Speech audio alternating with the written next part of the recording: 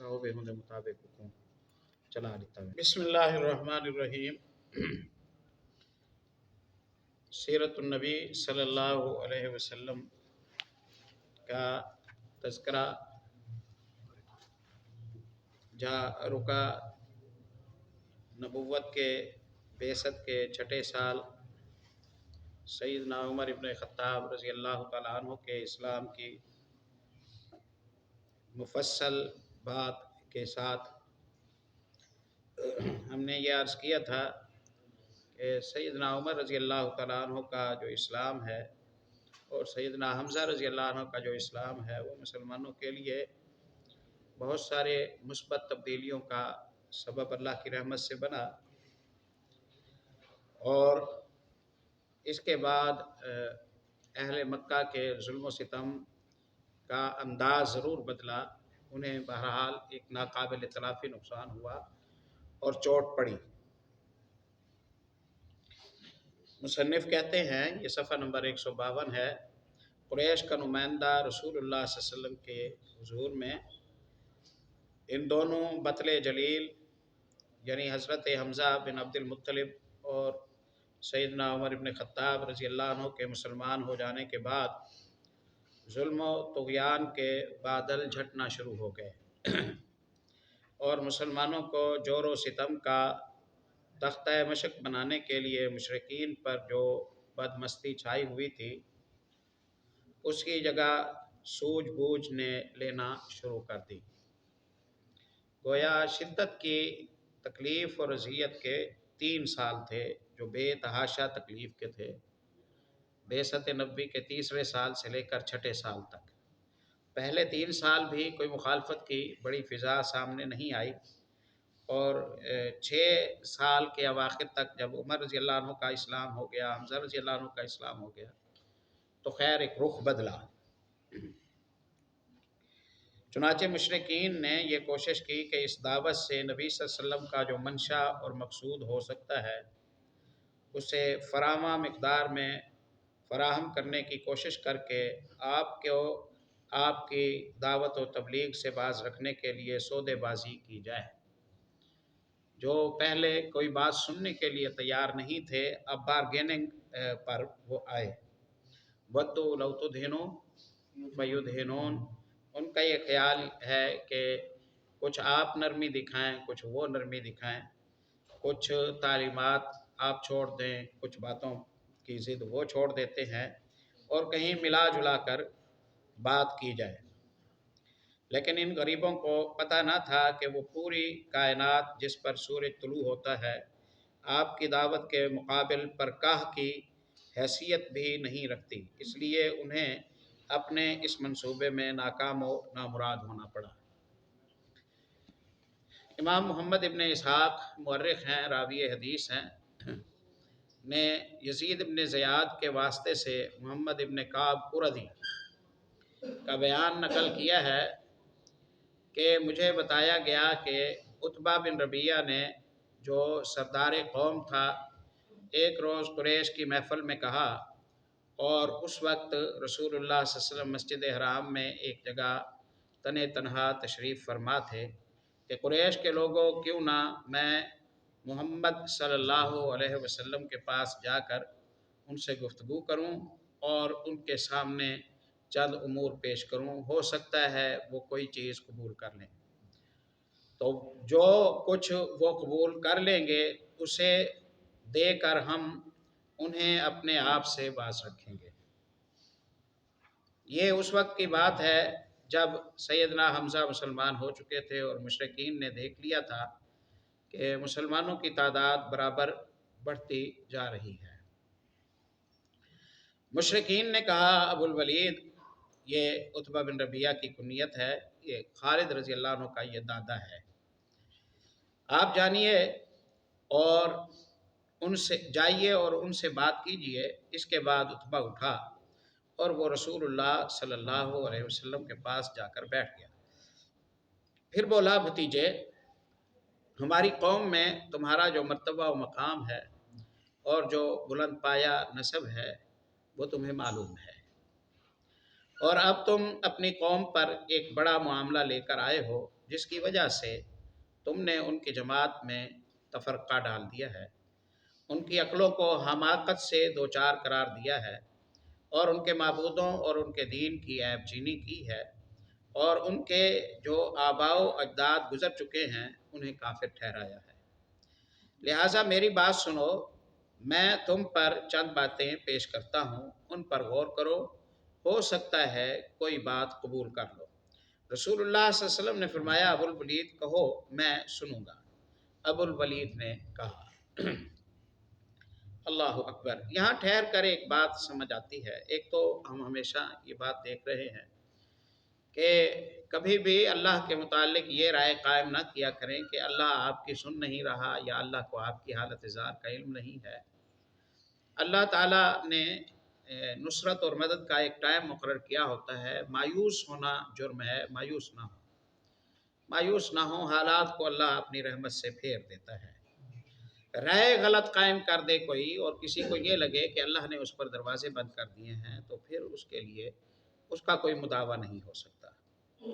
دوسری بات یہ ہے کہ مشرکین کا حالانکہ کوئی مفاد نہیں ہے، وہ محمد رسول اللہ صلی اللہ علیہ وسلم کو اس دین کی تعلیم سے روکیں، پھر وہ اس قدر سنجیدہ ہیں، اور اس سے زیادہ سنجیدہ ہونا چاہیے مسلمانوں کو اپنا دین پھیلانے کے حوالے سے۔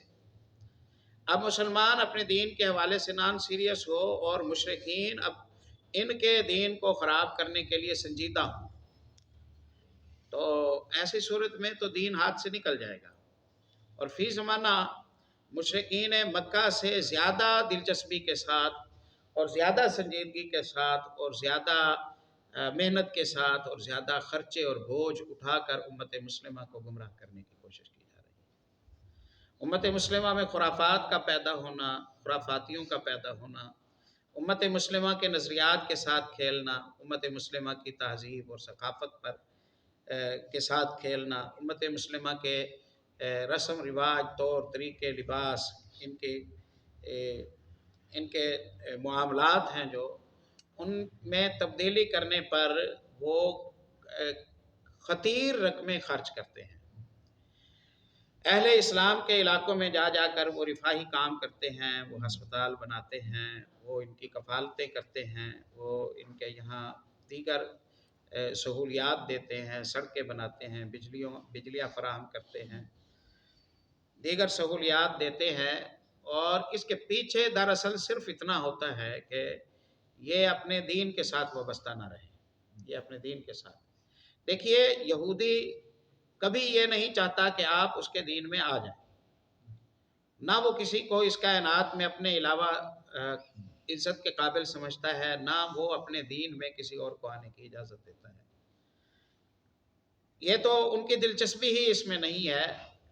اور جو عیسائی ہیں، بہرحال وہ اپنے دین میں لوگوں کو داخل کرنے کی کوشش کرتے ہیں، تبلیغ کرتے ہیں، اس کے لیے محنت کوشش کرتے ہیں، لیکن آپ دیکھیے کہ امت مسلمہ کا کون سا ملک ایسا ہے کہ جس کی عوام کو اور جس کے حکمرانوں کو اور جس کے ہر طبقے کو اپنے شکنجے میں جکڑنے کی کوشش نہ کی گئی ہو۔ ہمارے نظریات، ہمارے ضرب الامثال، ہمارے محاورے، ہماری مثالیں، ہمارے جملے، ہمارے لب و لہجے، ہمارے لباس، سب کچھ یہاں رہتے ہوئے ہم نے ان کی ایک ایک چیز کو مکمل طور پر اپنا لیا ہے، تو یہ ایسے اچانک تو نہیں ہوا، اس پر پیچھے ورک ہوا ہے، اس پر پیچھے ورک ہوا ہے۔ انہوں نے افراد تیار کیے ہیں، بلکہ ہمیں یہ پتہ چلا تھا، مجھے اب حوالہ یاد نہیں ہے، کہ وہ اپنے یہاں دینی تعلیم کے مراکز، مدارس کی شکل میں بناتے ہیں، وہاں افراد تیار کرتے ہیں، ان افراد کی ڈیوٹیاں لگاتے ہیں۔ سلطان صلاح الدین ایوبی رحمۃ اللہ علیہ نے ایسے کتنے ہی لوگ پکڑے تھے جو مسلمانوں کے تعلیمی اداروں میں تھے، جو مسلمانوں کے مسجدوں میں خطباء تھے، ائمہ تھے، مؤذنین تھے، اور عرصے سے انہیں قرآن و سنت کی تعلیم اپنے حساب سے دے رہے تھے، اور حقیقت میں وہ ان کے مشن پر چل رہے تھے، تو وہ اتنے سیریس ہیں، حالانکہ ان کا کوئی مفاد نہیں ہے۔ انہیں یہ نہیں لگتا کہ مسلمان عیسائی ہو جائے گا، یہ انہیں نہیں لگتا، بس ان کی یہ کوشش ہے کہ یہ اصل والا مسلمان نہ رہے، یہ اثر والا مسلمان نہ رہے۔ وہ مشہور ہے نا بات کہ انگریز نے جاتے ہوئے کہا تھا، انہوں نے کہا کہ بھئی یہ عیسائی تو نہیں ہوں گے لیکن میں ایسا سسٹم ان میں چھوڑ کے جا رہا ہوں کہ یہ مسلمان بھی نہ رہے۔ آپ دیکھیے، میں زیادہ ذرائع ابلاغ سے وابستہ نہیں ہوں، لیکن آپ جانتے ہیں کہ ہمارے سلیبسوں میں تبدیلی کی باقاعدہ شرائط آتی ہیں، اور ہمیں اب گرین لائن میں لانے کے لیے اور اس لائن سے نکالنے کے لیے اور ہمارے لیے امدادیں جاری کرنے کے لیے اور ہمارے قرضہ جات جو ہیں وہ بڑھانے کے لیے اور ہماری ادائیگیوں کے حوالے سے جو ان کی شرائط آتی ہیں، ان میں ساری یہی باتیں ہیں، ان میں ساری یہی باتیں ہیں۔ تو وہ وہاں بیٹھ کر مینجمنٹ کرتے ہیں، اپنے افراد تیار کرتے ہیں، اور اس طرح کے جو طبقات ہیں جو دین کے نام پر لوگوں کو دین سے خراب کرتے ہیں، ان کی مثالیں دینے لگے تو بس ہو جائے گی۔ اہل اسلام میں خدائی کا دعویٰ کرنے والے پیدا ہوئے ہیں، اہل اسلام میں جہاد کو حرام قرار دینے والے پیدا ہوئے ہیں، اہل اسلام میں سود کو حلال قرار دینے والے پیدا ہوئے ہیں، مسلمانوں کے اندر قرآن و سنت سے صاف منکر پیدا ہوئے ہیں، اور نبوت کا دعویٰ کرنے والے لوگ پیدا ہوئے ہیں، اور انہوں نے اچھی خاصی اپنی ساکھ بنائی ہے، اور انہیں تحفظات ملے ہیں، اور انہیں وسائل ملے ہیں، یہ سارا کچھ۔ بس میں اس نتیجے پر پہنچانا چاہتا ہوں کہ بہت سیریس ہو کر، بہت سنجیدگی کے ساتھ ان کا ہر طبقہ سر جوڑ کر بیٹھتا ہے اور وسائل کو جھونک دیتا ہے تاکہ ہم اچھے مسلمان نہ رہیں، تو ہمیں کم از کم اپنا دفاع تو سنجیدگی کے ساتھ کرنا چاہیے، ہمیں اپنا دفاع تو سنجیدگی کے ساتھ کرنا چاہیے۔ وہ بہت کامیاب اس میں ہو گئے ہیں، اللہ معاف فرمائے۔ ہمیں یاد ہے، ہم چھوٹے چھوٹے تھے، کسی بستی سے اگر کوئی موسیقی کے آلات لے کر گزرتا تھا تو لوگ اسے اوباش کہتے تھے، بدماش ہے، یہ گندہ ہے۔ سگریٹ پینے والا وہ اپنی اولادوں سے، اپنے بھائیوں بہنوں سے دور چھپ چھپا کر کہیں پیتا تھا، اور اسے کوئی پذیرائی نہیں ملتی تھی۔ بستیوں میں اگر کسی گھر میں ٹی وی آ جاتا تھا تو وہ یوں لگتا تھا کہ ساری قوم کا مجرم ہو گیا ہے، اور لوگوں سے چھپتا پھرتا رہتا تھا۔ یہی صورتحال تھی نا جی۔ اخلاقیات اب بدل گئی ہیں۔ جن لوگوں کو کبھی ہماری قوم کے لوگ کمینہ کہتے تھے، برا کہتے تھے، بد اخلاق کہتے تھے، آج وہی سٹارز ہیں، آج وہی قابل تعریف ہیں۔ تو ہمارے نظریات پر کام ہو رہا ہے، ہمارے نظریات پر کام ہو رہا ہے، اس لیے ہمیں اپنے بچاؤ میں بہت سنجیدہ ہونا پڑے گا۔ میں ہمیشہ یہ عرض کرتا ہوں کہ اگلا جو وقت آ رہا ہے، اب یہ سوشل میڈیا کی یلغار تو ابھی 10-20 سال سے ہمارے سر پر مسلط ہوئی ہے، تو اس وقت بچاؤ آسان تھا، اخلاقیات باقی تھیں اور نظریات باقی تھے۔ اب جو یہ یلغار آئی ہے، مجھے ڈر ہے کہ اگلے 20 سالوں میں شاید صورتحال یہ ہو کہ بس جو صرف دینی علم کے ساتھ وابستہ ہو وہی سلامت رہے، ورنہ لوگ بہہ جائیں گے، لوگوں کے نظریات بہہ جائیں گے، لوگوں کو یاد ہی نہیں رہے گا کہ لوگ کس نظریے کے مالک ہیں۔ آج انکار حدیث عام ہو گیا ہے، صحابہ سے بغض عام ہو گیا ہے، قرآن و سنت کو ناقص کہنا، یہ سارا مسئلہ عام ہو گیا ہے۔ اللہ کی پناہ، چوکیداری کرنی پڑے گی، بھرپور چوکیداری کرنی پڑے گی، اپنی اولادوں کی، اپنے نظریات کی، اپنی اخلاقیات کی، پھر بطور مسلمان ہم بچیں گے۔ ورنہ آپ کے سامنے ہے رشیا کی مثالیں، رشیا کے مسلمانوں کو جب رشیا کے مسلمان جب روس ٹوٹا، وہ آزاد ہوئے، ہمارے پاس بھی پڑھنے کے لیے جامعہ ابی بکر میں آئے تھے، 40 بچوں کو لائے تھے، شیخ ظفر اللہ رحمۃ اللہ علیہ، اللہ تعالیٰ ان کی مغفرت فرمائے، چچینیا سے لائے تھے، ازبک آئے تھے، دیگر رشیا کی اپنا ریاستوں کے لوگ آئے تھے، تو وہ کچھ عرصہ ہمارے ساتھ رہ سکے۔ سچی بات یہ ہے، کچھ عرصہ جامعہ کے ماحول میں وہ ہمارے ساتھ مہینہ 2-3 مہینے رہ سکے۔ شیخ محترم اللہ تعالیٰ ان کے درجات بلند فرمائے، قبر کو روشن فرمائے، بڑے مجاہد آدمی تھے، بڑے دور اندیش آدمی تھے۔ ان کی یہ کوشش تھی کہ ان علاقوں میں علماء تیار کر کے بھیجے جائیں، 40 یا 80 بندے لے کے آئے تھے وہ وہاں سے، تو انہوں نے کافی ساری محنت کی، کام کیا، لیکن 3-4 مہینے وہ ہمارے ساتھ رہ نہیں سکے۔ 3-4 مہینے ہمارے ساتھ، ان کی بیچاروں کی اخلاقیات، ان کی ایمانی کیفیت، ان کا قرآن و حدیث سے تعلق، ان کو نماز تک نہیں آتی تھی، نماز تک نہیں آتی تھی، کلمہ باز لوگوں کو نہیں آتا تھا، کلمہ باز لوگوں کو نہیں آتا تھا، اور پتہ نہیں کیا کچھ اخلاقی وہ باتیں جو بیان کرنے کے قابل نہیں ہیں۔ اس طرح کے لوگ ہیں، بس نسلی مسلمان بچے ہوئے تھے، باقی کوئی شے نہیں تھی۔ बस नस्ली मुसलमान बचे हुए थे और बाकी कोई शय बाकी नहीं थी। और इसी तरह आप देखिए इन रियासतों में अब भी मैंने ये सुना है कि उलमा जुमे के लिए इल्म ही नहीं है लोगों को। हमारे भाई पिछले दिनों गए किसी एक रियासत में, अपनी कंपनी की तरफ से विजिट पर गए, वो कहते हैं वहाँ जुमे का तसव्वुर ही नहीं है, जुमे का पता ही नहीं है। जुमा पढ़ना चाहते हैं तो आता है बंदा आके अपना नमाज पढ़ के चला जाता है, पता नहीं कोई कैसे पढ़ता है कोई कैसे पढ़ता है। तो दीन की यही हालत है, दीन की यही हालत है। और ये खिलाफत उस्मानिया का जब सुकूत हुआ उस वक्त बताते हैं कि ये जो वज़ाक़ता है ना दीनी, दाढ़ी रखना, शलवार ऊंची होना और एक ख़ास लिबास की सूरत है, इन सारी चीज़ों को कानूनन मना कर दिया था कि ये चलते फिरते हुए भी ये उम्मत मोहम्मद सल्लल्लाहु अलैहि वसल्लम के साथ कोई रिश्ते की इन्हें याद ना रहे। आप देखिए ये अब मिस्र नहीं है वो इजिप्ट है, और उंदुलस नहीं है वो स्पेन है, हिस्पानिया है, और कोई करतबा नहीं है, नाम तक उन्होंने तब्दील कर दिए हैं। आप तारीख पढ़ते रहो, तलाश करते रहो, आपको कहीं भी वो चीज़ें मिलेंगी ही नहीं। आपके फातिहीन के नाम नहीं मिलेंगे, उनके नाम तक बदल दिए हैं, शहरों के नाम बदल दिए, जोग्राफिया को बदल दिया है, तारीख को मसक कर दिया है। ये कुछ है। जब इतने संजीदा हों आपके दुश्मन, और दूसरी तरफ मुआश का आलम यह है, ये तो अब हर शर में खैर के पहलू होते हैं ना। अब ये अहले फ़लस्तीन की इनके साथ जो हुई है इसराइल के साथ गड़बड़, तो उसके बाद पता चला है कि दुनिया की मुआश को उन्होंने अपने जंगल में कैसे दबाया हुआ है। दुनिया के मुस्लिम ममालिक गैर मुस्लिम ममालिक की से कमाइयाँ हो रही हैं, उनके पास जा रही हैं, तो उन्होंने तो काम किया है। तो हम बहुत संजीदा होंगे तो हम बच पाएंगे, नहीं संजीदा होंगे तो हमारे सामने है सारी मिसालें उम्मत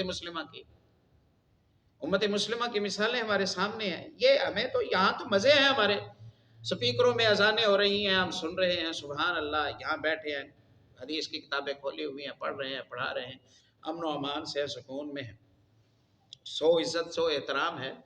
ये माहौल तो कहीं भी नहीं है। तो अगर हमने चौकीदारी ना की तो ये माहौल हमसे कहीं छिन ना जाए। अल्लाह अकबर। भतीजे ये मामला जिसे तुम लेके आए हो, अगर इससे तुम ये चाहते हो कि माल हासिल करो तो हम तुम्हारे लिए इतना माल जमा किए देते हैं कि तुम हम में सबसे ज़्यादा मालदार हो जाओगे। और अगर तुम ये चाहते हो कि एजाज़ हो, मर्तबा हासिल करो, तो हम तुम्हें अपना सरदार बनाए लेते हैं, यहाँ तक कि तुम्हारे बगैर किसी मामले का फ़ैसला न करेंगे। और अगर तुम चाहते हो कि बादशाह बन जाओ तो हम तुम्हें अपना बादशाह बना लेते हैं। और अगर ये जो तुम्हारे पास आता है कोई जिन भूत है जिसे तुम देखते हो लेकिन अपने आप से दफ़ा नहीं कर सकते, तो हम तुम्हारे लिए इसके इलाज तलाश किए देते हैं, और इस सिलसिले में हम अपना इतना माल खर्च करने को तैयार हैं कि तुम शफायाब हो जाओ। क्योंकि कभी कभी ऐसा होता है कि जिन भूत इंसान पर गालिब आ जाता है और उसका इलाज करवाना पड़ता है। अल्लाह अकबर। बंदे ने आकर इस तरह की बातें की, उतबा ये बातें करता रहा और रसूलुल्लाह सल्लल्लाहु अलैहि वसल्लम सुनते रहे। जब फारिग हो चुका तो आप सल्लल्लाहु अलैहि वसल्लम ने फरमाया, अबुल वलीद तुम फारिग हो चुके? उसने कहा हाँ। आपने फरमाया अच्छा अब मेरी बात सुनो। उसने कहा कि सुनूंगा। आपने फरमाया बिस्मिल्लाहिर्रहमानिर्रहीम, हामीम तंजीलुम मिनर्रहमानिर्रहीम। हामीम, ये किताब तो रहमान और रहीम की तरफ से उतारी गई है। किताबुन फुस्सिलत आयातुहु, ये ऐसी किताब है कि जिसकी आयात को मुफस्सल बयान किया गया है। कुरानन अरबियन, अरबी ज़बान में है, लिकौमी यालमून, इनके लिए ताकि ये जान सकें। बशीरम व नज़ीरा, इसमें खुशखबरियाँ भी हैं, इसमें डरावे भी हैं। फ़ारदा अक्सरुहुम फ़हुम ला यस्माऊन, अक्सर लोगों को देखो कि मुँह फेर लेते हैं, गोया वो सुनते नहीं हैं। वक़ालू क़ुलूबुना फ़ी अकिन्नतिन मिम्मा तदऊना इलैहि, और इनका कहना है कि आप जिस तरफ हमें बुलाते हैं इस बात को सुनने के हवाले से हमारे दिलों पर बोझ है, हमें आपकी बात समझ नहीं आती। रसूलुल्लाह सल्लल्लाहु अलैहि वसल्लम आगे पढ़ते जा रहे थे और उतबा अपने दोनों हाथ ज़मीन पर रख कर पर टेके चुपचाप सुनता रहा। जब आप सजदे की आयत पर पहुँचे तो आपने सजदा किया फिर आपने फरमाया, अबुल वलीद, तुम्हें जो कुछ सुनना था सुन चुके हो, अब तुम जाओ और तुम्हारा काम तुम जानो और तुम्हारा काम जाने। सजदे की आयत आखिर में है, ये कहाँ है? शुरू आखिर में है। ज़्यादा हैं आयतें, ज़्यादा है, लंबी है सूरत। हाँ चले फिर नहीं। अच्छा, उतबा उठा और सीधा अपने साथियों के पास आया। उसे आता देखकर मुशरिकीन ने आपस में एक दूसरे से कहा, खुदा की कसम, अबुल वलीद तुम्हारे पास वो चेहरा लेकर नहीं आ रहा जो चेहरा लेकर गया था। फिर जब अबुल वलीद आकर बैठ गया और लोगों ने पूछा, अबुल वलीद पीछे की क्या खबर है? उसने कहा, पीछे की खबर ये है, मैंने एक ऐसा कलाम सुना है कि वैसा कलाम वल्लाह मैंने कभी नहीं सुना। खुदा की कसम, वो ना शेर है, ना जादू है, ना कहानत है। कुरैश के लोगों, मेरी बात मानो और इस मामले को मुझ पर छोड़ दो। और मेरी राय ये है कि इस शख्स को इसके हाल पर छोड़ दो, छोड़कर अलग थलग बैठ जाओ, मुखालफत ना करो। खुदा की कसम, मैंने इसका जो कौल सुना है, इससे कोई ज़बरदस्त वाक़या रूनुमा होकर रहेगा। फिर अगर इस शख्स को अरब ने मार डाला तो तुम्हारा काम दूसरों के ज़रिए अंजाम पा जाएगा। तुम मुखालफत न करो, अपने सर न लो। और अगर ये शख्स अरब पर गालिब आ गया तो इसकी बादशाहत तुम्हारी बादशाहत होगी और इसकी इज़्ज़त तुम्हारी इज़्ज़त होगी। ना इसका वजूद सबसे बढ़कर तुम्हारे लिए सआदत का बायस होगा, इसलिए इससे दूर हट जाओ। लोगों ने कहा, अबुल वलीद, खुदा की कसम, तुम पर भी इसकी ज़बान का जादू चल गया है। उतबा ने कहा, उस शख्स के बारे में मेरी यही राय है, अब तुम्हें जो ठीक मालूम हो वो करो। अब तुम्हें जो ठीक मालूम हो वो करो। अल्लाह अकबर। एक दूसरी रिवायत ये मज़कूर है कि नबी सल्लल्लाहु अलैहि वसल्लम ने जब तिलावत शुरू की तो उतबा चुपचाप सुनता रहा। जब आप अल्लाह ताला के इस कौल पर आए, फ़ारदू फ़इन आरदू फ़कुल अंज़रतुकुम साइक़तम मिस्ल साइक़ति आदिन व समूद। ए मोहम्मद सल्लल्लाहु अलैहि वसल्लम, अगर ये लोग मुँह फेर जाएं तो इन्हें साफ कह दें कि मैं तुम्हें आद व समूद को जिस तरह की बिजली ने हलाक किया था, उसी तरह की बिजली और कड़क की मैं तुम्हें धमकी देता हूँ। ये आयत जब आप सल्लल्लाहु अलैहि वसल्लम ने पढ़ी तो उतबा थर्रा कर खड़ा हो गया और ये कहते हुए अपना हाथ रसूलुल्लाह सल्लल्लाहु अलैहि वसल्लम के मुंह पर रख दिया कि मैं आपको अल्लाह का और क़राबत का वास्ता देता हूँ कि ये ऐसा ना करें। इसे ख़तरा था कि कहीं ये डरावा आन न पड़े। और इसके बाद वो कौम के पास गया और मज़कूरा गुफ्तगू हुई। गोया हकीकत को कबूल करने के लिए असबियत से पाक होना ज़रूरी है, वरना आप जान रहे होते हैं, आप आगाह होते हैं, आपके इल्म में होता है, और इसके बावजूद आप उसे तस्लीम नहीं करते। इतनी तो वाज़ेह हो गई बात इन पर कि मोहम्मद रसूलुल्लाह सल्लल्लाहु अलैहि वसल्लम का कलाम सच्चा है, आपका दीन सच्चा है, फिर भी तस्लीम करने के लिए तैयार नहीं। अबू तालिब बनु हाशिम और बनु मुत्तलिब को जमा करते हैं। हालात की रफ्तार बदल चुकी थी, गिरदोपेश के माहौल में फ़र्क आ चुका था, लेकिन अबू तालिब के अंदेशे बरकरार थे। उन्हें मुशरिकीन की तरफ से अपने भतीजे के मुतालिक बराबर ख़तरा महसूस हो रहा था। वो पिछले वाक़यात पर बराबर गौर कर रहे थे। मुशरिकीन ने उन्हें मुकाबला आराई की धमकी दी थी। फिर उनके भतीजे को अम्मारा बिन वलीद के इवज़ हासिल करके कत्ल करने के लिए सौदाबाजी की कोशिश की गई थी। अबू जहल एक भारी पत्थर लेकर इनके भतीजे का सर कुचलने के लिए उठा था। उक़बा इब्न अबी मुईत ने चादर लपेट कर गला घूंटा और मारने की कोशिश की थी। खत्ताब का बेटा तलवार लेकर उनका काम तमाम करने के लिए निकला था। अबू तालिब इन वाक़यात पर गौर करते तो उन्हें एक ऐसे संगीन ख़तरे की बू महसूस होती जिससे उनका दिल कांप उठता। उन्हें यकीन हो चुका था कि मुशरिकीन उनका अहद तोड़ने और उनके भतीजे को कत्ल करने का तहैया कर चुके हैं। और इन हालात में खुदा न खास्ता अगर कोई मुशरिक अचानक आप पर टूट पड़ा तो हमज़ा या उमर या और कोई शख्स क्या काम दे सकेगा। अबू तालिब के नज़दीक ये बात यकीनी थी और बहरहाल सही भी थी, क्योंकि मुशरिकीन एलानिया रसूलुल्लाह सल्लल्लाहु अलैहि वसल्लम के कत्ल का फ़ैसला कर चुके थे और उनके इसी फ़ैसले की तरफ अल्लाह ताला के इस कौल में इशारा है, हम अबरमु अमरन फ़इन्ना मुबरिमून। उन्होंने अगर एक तहैया कर दिया है तो तहैया हम भी कर चुके हैं, तहैया हम भी कर चुके हैं। अब सवाल ये था कि इन हालात में अबू तालिब को क्या करना चाहिए। उन्होंने जब देखा कि कुरैश हर जानिब से उनके भतीजे की मुखालफत पर तुल पड़े हैं, तो उन्होंने अपने जद्द आला अब्द मनाफ के दो साहिबजादों हाशिम और मुत्तलिब से वजूद में आने वाले ख़ानदानों को जमा किया और उन्हें दावत दी। अब तक वो अपने भतीजे की हिफाजत व हिमायत का जो काम तनहा अंजाम दे रहे थे, अब उसे सब मिलकर अंजाम दें। अबू तालिब की ये बात अरबी हमीयत के पेश नज़र इन दोनों ख़ानदानों के सामने मुस्लिम और काफिर अफराद के ने कबूल कर ली। अलबत्ता सिर्फ अबू तालिब का भाई अबू लहब एक ऐसा फ़र्द था जिसने इसे मंजूर न किया और सारे ख़ानदान से अलग होकर कुरैश मुशरिकीन कुरैश से जा मिला और उनका साथ दे दिया। गोया अल्लाह रब्बुल इज़्ज़त ने तायीद की एक दूसरी सूरत पैदा फरमा दी कि बनु अब्द मनाफ, हाशिम और मुत्तलिब की सारी औलाद जो उस वक्त मौजूद थी, उनसे कहा गया कि यह हमारा भतीजा है, भतीजे हैं मोहम्मद रसूलुल्लाह सल्लल्लाहु अलैहि वसल्लम। इनके दीन से क़तई नज़र अपनी क़राबतदारी की बुनियाद पर लोग इनको कत्ल करना चाहते हैं। इस तरह की कार्रवाइयाँ हैं, मैं बूढ़ा हो चुका हूँ, इनका दिफा करो, इनका साथ दो।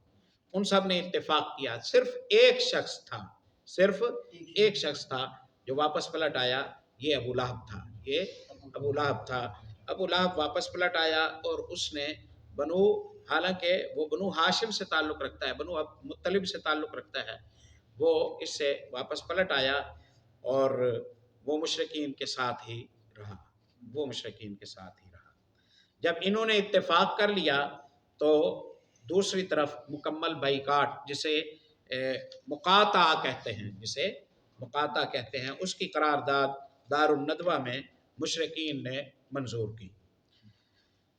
सिर्फ 4 हफ्ते या इससे भी कम मुद्दत में मुशरिकीन को 4 बड़े धचके लग चुके थे। पहला धचका, सैयदना हमज़ा रज़ी अल्लाह अन्हु ने इस्लाम कबूल किया, फिर हज़रत उमर रज़ी अल्लाह अन्हु ने इस्लाम कबूल किया, फिर हज़रत मोहम्मद सल्लल्लाहु अलैहि वसल्लम ने इनकी पेशकश या सौदाबाजी मुस्तरद कर दी, फिर कबीला बनु हाशिम और बनु मुत्तलिब के सारे ही मुस्लिम व काफिर अफराद ने एक होकर नबी सल्लल्लाहु अलैहि वसल्लम की हिफाजत का अहद व पैमान कर लिया। इससे मुशरिकीन चकरा गए और उन्हें चकराना ही चाहिए था, क्योंकि उनकी समझ में आ गया था कि अगर उन्होंने नबी सल्लल्लाहु अलैहि वसल्लम के कत्ल के इक़दाम किया तो आपकी हिफाजत में मक्के की वादी मुशरिकीन के खून से लाला ज़र हो जाएगी, ज़ार हो जाएगी, बल्कि मुमकिन है कि उनका मुकम्मल सफाया ही कर दिया जाए। इसलिए उन्होंने कत्ल का मंसूबा छोड़कर जुल्म की एक और राह तजवीज़ की, जो उनकी अब तक की तमाम ज़ालिमाना कार्रवाइयों से ज़्यादा संगीन थी। हर तबके को खिदमत इस्लाम में इस्तेमाल करें, हर सलाहियत को खिदमत इस्लाम में इस्तेमाल करें, हर सियासत को खिदमत इस्लाम में इस्तेमाल करें, हर तरीके को जो यानी जायज़ हो उसे खिदमत इस्लाम में आप इस्तेमाल करें। आप सिपाही बन जाएंगे तो अल्लाह की तरफ से रहमतें हो जाएंगी। जुल्म व सितम का पैमान, इस तजवीज़ के मुताबिक मुशरिकीन वादी मुहस्सब में खैफ़े बनी कनाना के अंदर, ये वही दारुन नदवा जहाँ उनका असम्बली हाल बना हुआ था, जहाँ नबी सल्लल्लाहु अलैहि वसल्लम के हवाले से वो फैसले करते रहते थे, वहाँ जमा हुए और आपस में बनु हाशिम और बनु मुत्तलिब के ख़िलाफ़ ये अहद व पैमान किया कि ना इनसे शादी ब्याह करेंगे, ना ख़रीदो फ़रोख्त करेंगे, ना इनके साथ उठें बैठेंगे, ना इनसे मेल जोल रखेंगे, ना इनके घरों में जाएंगे, ना इनसे बातचीत करेंगे, जब तक कि वो रसूलुल्लाह सल्लल्लाहु अलैहि वसल्लम को कत्ल करने के लिए इनके हवाले ना कर दें। रास्ते से हट जाओ वरना पाबंदियाँ हैं, ये हैं वो हैं। अल्लाह अकबर, पुराना तरीका है। मुशरिकीन ने इस बाइकाट की दस्तावेज़ के तौर पर एक सहीफ़े पर लिखा, जिसमें इस बात का अहद व पैमान किया गया था कि वो बनु हाशिम की तरफ से کبھی بھی کسی صلح کی پیشکش قبول نہ کریں گے، نہ ان کے ساتھ کسی طرح کی مروت برتیں گے جب تک کہ وہ رسول اللہ صلی اللہ علیہ وسلم کو قتل کرنے کے لیے مشرکین کے حوالے نہ کر دیں۔ ابن قیم رحمۃ اللہ علیہ کہتے ہیں، کہا جاتا ہے کہ یہ صحیفہ منصور بن اکرمہ بن عامر بن ہاشم نے لکھا تھا، اور اس کے نزدیک نضر ابن حارث نے، بعض کے نزدیک نضر ابن حارث نے لکھا تھا، لیکن صحیح بات یہ ہے کہ لکھنے والا بغیض ابن عامر ابن ہاشم تھا۔ رسول اللہ صلی اللہ علیہ وسلم نے اس پر بد دعا کی اور اس کا ہاتھ شل ہو گیا۔ بہرحال یہ عہد و پیمان طے پا گیا اور صحیفہ خانہ کعبہ کے اندر لٹکا دیا گیا۔ اس کے نتیجے میں ابو لہب کے سوا بنو ہاشم اور بنو مطلب کے سارے افراد خواہ مسلمان تھے خواہ کافر تھے، سمٹ کر شیب ابی طالب میں، شیب بنی ہاشم میں محبوس ہو گئے۔ یہ نبی صلی اللہ علیہ وسلم کی بعثت کے 7ویں سال محرم کی چاند رات کا واقعہ ہے، یعنی نبوت کا بعثت کا 7واں سال شروع ہو رہا ہے، محرم کی پہلی تاریخ ہے، اور بنو مطلب اور بنو ہاشم کے افراد چاہے مسلمان ہوں چاہے کافر ہوں، رسول اللہ صلی اللہ علیہ وسلم کا خاندان، یہ سارا کا سارا اپنے ایک ڈیرے میں جو شیب بنی ہاشم کے نام سے ایک وادی میں کچھ اراضی تھی، کچھ جگہ تھی، وہاں سب یہ جمع ہو گئے۔ 3 سال شیب ابی طالب میں اس بائیکاٹ کے نتیجے میں حالات نہایت سنگین ہو گئے۔ غلے اور سامان خرد و نوش کی آمد بند ہو گئی، کیونکہ مکے میں جو غلہ یا فروختنی سامان یعنی بکنے والا سامان آتا تھا، اسے مشرکین لپک کر خرید لیتے تھے۔ کتنے سنجیدہ ہے، مہنگے داموں خرید لیتے تھے، مسلمان خرید نہ سکے۔ ظاہر معاہدہ تو ان کا ہے نا، باہر والوں کا تو معاہدہ نہیں ہے، باہر کا تاجر آئے گا تو وہ تو بیچے گا، اس سے مسلمان خرید نہ لیں، اس ڈر سے سارا خرید لیتے تھے۔ اس لیے محصورین کی حالت نہایت پتلی ہو گئی، انہیں پتے اور چمڑے کھانے پڑے۔ فاقہ کشی کا حال یہ تھا کہ بھوک سے بلکتے ہوئے بچوں اور عورتوں کی آوازیں گھاٹی کے باہر سنائی پڑتی تھی۔ ان کے پاس بمشکل ہی کوئی چیز پہنچ پاتی تھی، وہ بھی پس پردہ۔ وہ لوگ حرمت والے مہینوں کے علاوہ باقی ایام میں اشیاء ضرورت کی خرید کے لیے گھاٹی سے باہر نکلتے بھی نہ تھے۔ وہ اگرچہ قافلوں سے سامان خرید سکتے تھے جو باہر سے مکہ آتے تھے، لیکن ان کے سامان کے دام بھی مکے والے اس قدر بڑھا کر خریدنے کے لیے تیار ہو جاتے کہ محصورین کے لیے کچھ خریدنا مشکل ہو جاتا ہے۔ ظاہر ہے یہ قید میں ہے۔ حکیم ابن حزام جو سیدہ خدیجہ رضی اللہ تعالیٰ عنہ کا بھتیجا تھا، کبھی کبھی اپنی پھوپھی کے لیے گیہوں یعنی گندم بھجوا دیتا تھا۔ ایک بار ابو جہل سے سابقہ پڑا اور وہ غلہ روکنے پر اڑ گیا، لیکن ابو البختری نے مداخلت کی اور اسے اپنی پھوپھی کے پاس گیہوں یعنی گندم بھجوانے کی اجازت دی۔ ابو البختری شریف آدمی تھا۔ جنگ بدر میں رسول اللہ صلی اللہ علیہ وسلم نے فرمایا کہ ابو البختری نے ہمیں مکے میں کوئی تکلیف نہیں دی، اگر تمہاری زد میں آ جائے تو اسے چھوڑ دینا، ابو البختری کو چھوڑ دینا۔ آگے بدر کا تذکرہ آتا ہے۔ ادھر ابو طالب کے پاس رسول اللہ صلی اللہ علیہ وسلم کے بارے میں ابو طالب کو رسول اللہ صلی اللہ علیہ وسلم کے بارے میں برابر خطرہ لگا رہتا تھا، اس لیے جب لوگ اپنے اپنے بستر پر جاتے تو وہ رسول اللہ صلی اللہ علیہ وسلم سے کہتے کہ تم اپنے بستر پر سو رہو۔ مقصد یہ ہوتا کہ اگر کوئی شخص آپ کو قتل کرنے کی نیت رکھتا ہے تو وہ دیکھ لے کہ آپ کہاں سو رہے ہیں۔ پھر جب سب لوگ سو جاتے تو ابو طالب آپ کی جگہ بدل دیتے، یعنی اپنے بیٹوں، بھائیوں یا بھتیجوں میں سے کسی کو رسول اللہ کے بستر پر سلا دیتے اور رسول اللہ صلی اللہ علیہ وسلم سے کہتے کہ تم اس کے بستر سے چلے جاؤ۔ اتنا خیر خواہ انسان اور اتنا بدقسمت انسان، اللہ اکبر۔ اس معصوری کے باوجود رسول اللہ صلی اللہ علیہ وسلم اور دوسرے مسلمان حج کے ایام میں باہر نکلتے تھے، حرمت والے ایام تھے ظاہر ہے، اور حج کے لیے آنے والوں سے مل کر انہیں اسلام کی دعوت دیتے تھے۔ اس موقع پر ابو لہب کی جو حرکت ہوا کرتی تھی، اس کا ذکر پچھلے صفحات میں گزر چکا ہے کہ وہ پیچھے پیچھے پڑا رہتا تھا اور پروپیگنڈا کرتا رہتا تھا اور رسول اللہ صلی اللہ علیہ وسلم پر آوازیں کستا رہتا تھا تاکہ لوگ آپ کی بات نہ سنیں۔ اب محصور ہیں، لیکن اس کے باوجود اپنی جو تگ و دو ہے دعوت کی وہ برقرار ہے۔ ایسا کوئی اقدام کہ جس کے ذریعے آپ اپنے منہج سے ہی پیچھے ہٹ جائیں وہ جائز نہیں۔ نہ تعلیمات پر کوئی کمپرومائز کیا، نہ دعوت پر کوئی کمپرومائز کیا. قید میں ہے، آج کے موقع پر موقع ملتا ہے جاتے ہیں، دعوت دیتے ہیں.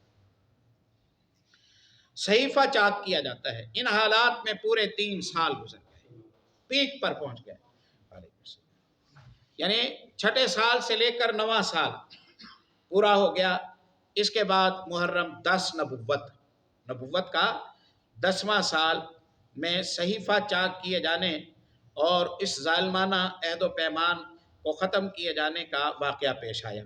اس کی وجہ یہ تھی کہ شروع ہی سے قریش کے کچھ لوگ اگر اس عہد و پیمان سے راضی تھے تو کچھ ناراض بھی تھے، اور وہ انہی ناراض لوگوں نے اس صحیفے کو چاک کرنے کی تگودو کی. اس صحیفے کو چاک کرنے کی تگودو کی. یہاں محشی لکھتا ہے اس کی دلیل یہ ہے کہ ابو طالب کی وفات صحیفہ پھاڑے جانے کے 6 ماہ بعد ہوئی، اور صحیح بات یہ ہے کہ ان کی موت رجب کے مہینے میں ہوئی. اور جو لوگ یہ کہتے ہیں کہ ان کی وفات رمضان میں ہوئی تھی، وہ یہ بھی کہتے ہیں کہ ان کی وفات صحیفہ پھاڑے جانے کے 6 ماہ بعد نہیں بلکہ 8 ماہ بعد اور چند دن بعد ہوئی. 8 ماہ اور چند دن بعد ہوئی. دونوں صورتوں میں وہ مہینہ جس میں صحیفہ پھاڑا گیا محرم ثابت ہوتا ہے. تو محرم میں گئے تھے، صحیفہ لکھا گیا تھا، یہ قید ہوئے اور محرم میں ہی یہ صحیفہ پھاڑا گیا. یہ بڑا ایمان افروز واقعہ ہے. جی کیسے یہ صحیفہ پھاڑا گیا کہتے ہیں.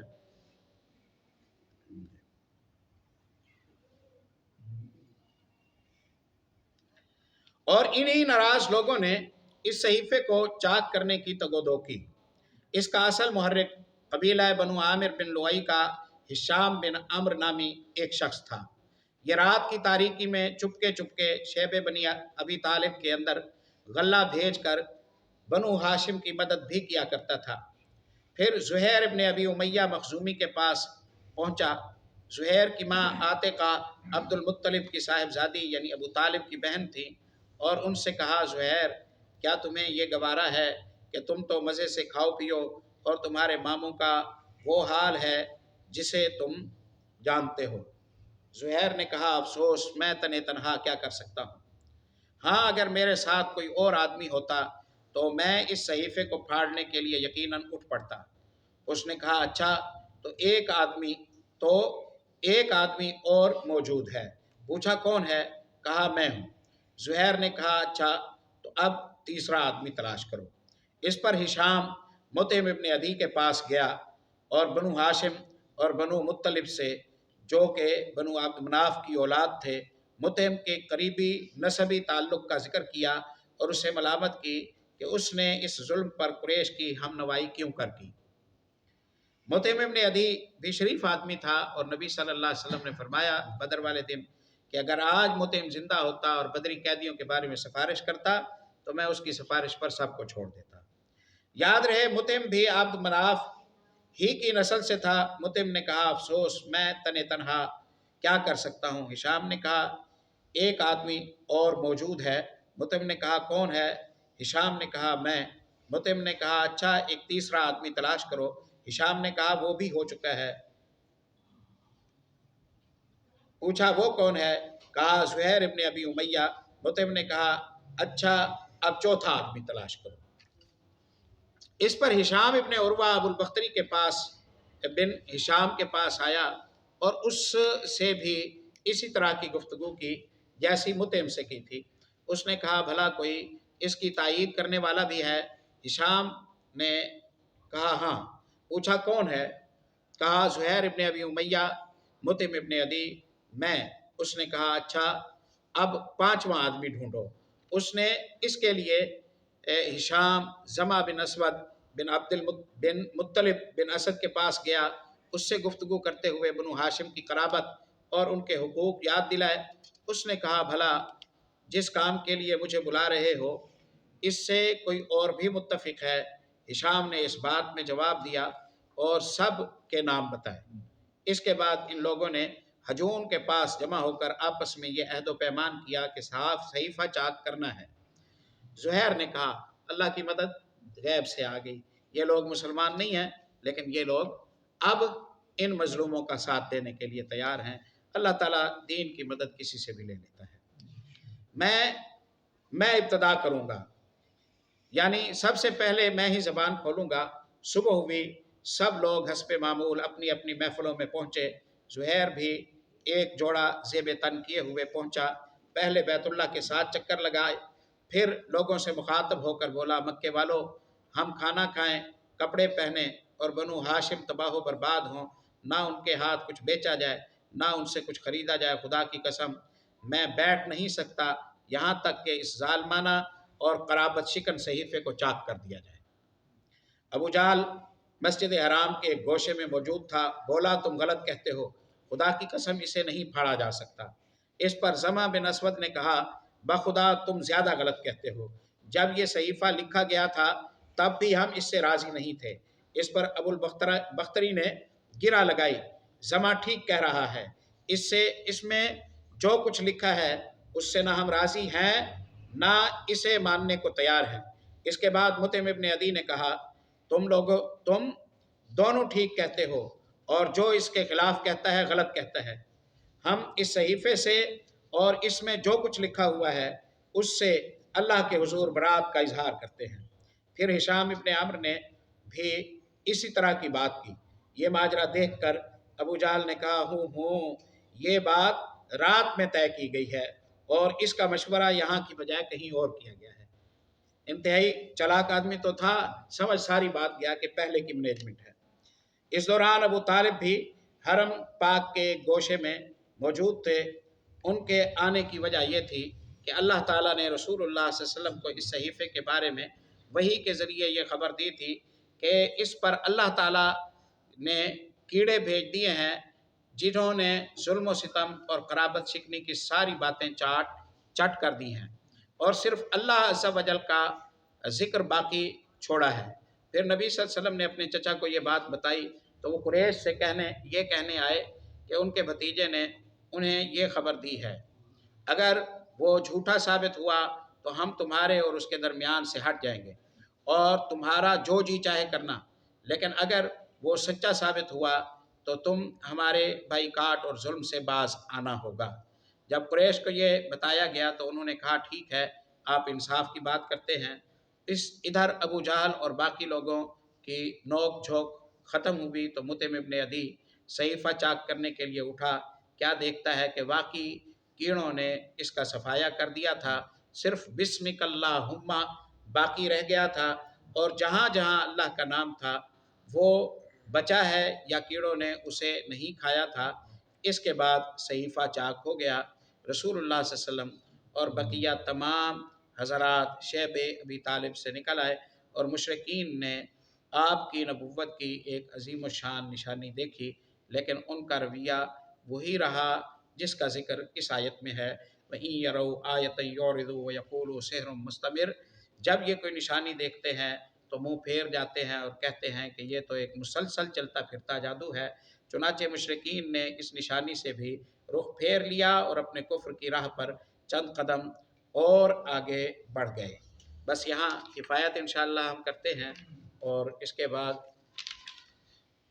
अबू तालिब की खिदमत में कुरैश के आखिरी वफ़द का तज़किरा हम पढ़ेंगे। अब इंशाअल्लाह ये मामला पूरी गर्मजोशी के साथ चलता रहेगा। सुब्हानकल्लाहुम्मा व बिहम्दिका अशहदु अल्ला इलाहा इल्ला